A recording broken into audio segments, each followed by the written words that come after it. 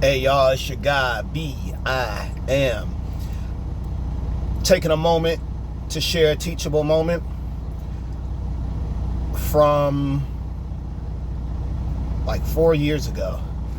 I was working as a company driver for Schneider, and I had a situation where I dropped the trailer on a Saturday at this tank wash.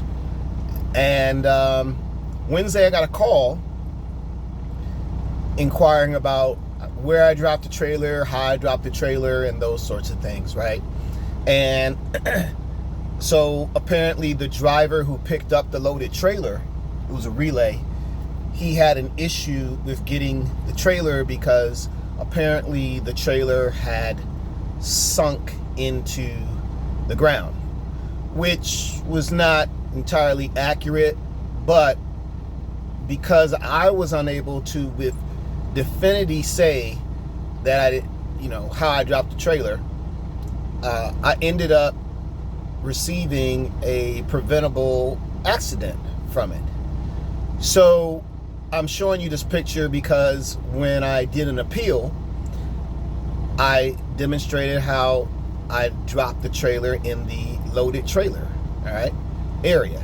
So I'm going to show you that part. So hold on one sec. Just want y'all to know that it's me. So I'm about to flip the camera back around because this is less about me and more about the lesson. Okay. Walk with me.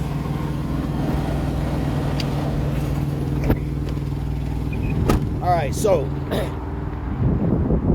when I dropped the trailer, this is part of the loaded yard that you are looking at right here. And similar to 4 years ago, yep, there were trailers that were all aligned, all down there. A lot of Oakley trailers here now, but hey. But like I said, this was a awesome teachable moment. And if I recall, I can almost get to the exact spot of where I dropped the trailer. So heading over.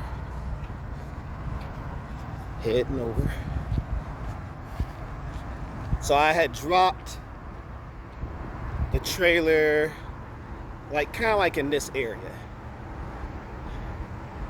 right? Kind of like somewhere in this area.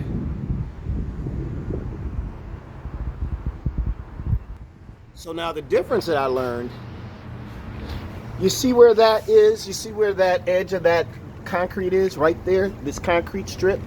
That's where that trailer should be. That's where those legs should be. And as you look down that way, same thing, right? But as we move here,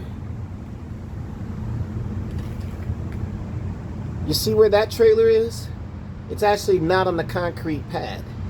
Now granted, that trailer is not loaded right now. So it's gonna sink some, as you can see.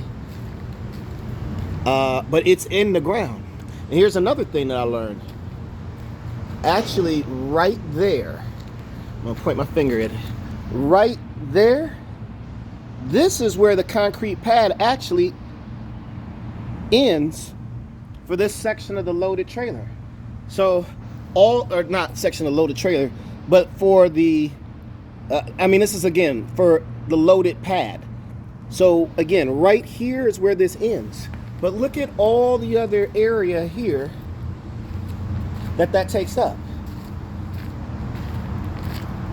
You see that?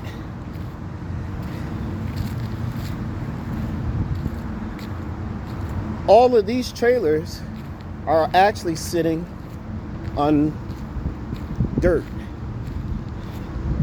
All of these trailers are sitting on dirt.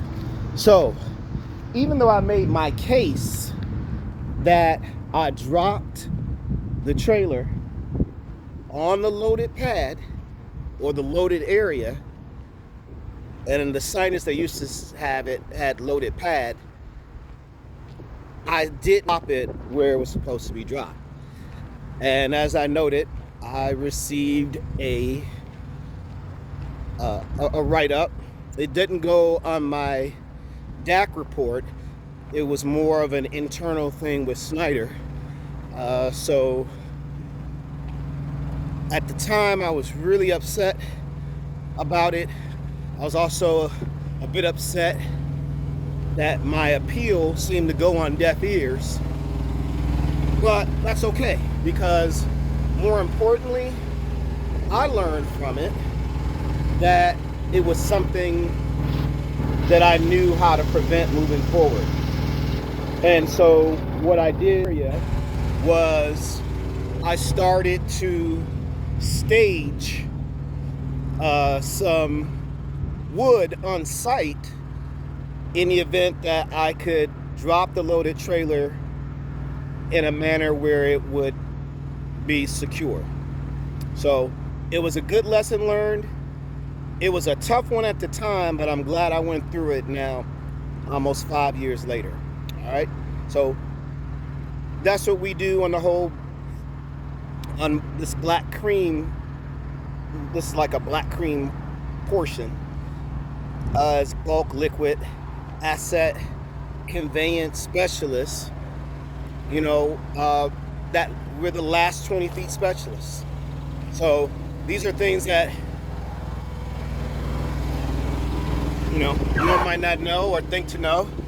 But I want to save you a write-up, save you a situation, save you possibly from being released by your company in an event if you did that.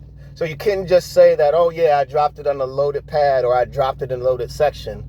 You want to make sure and verify that you did that. And so I'm looking at this trailer even now as it's ahead of me.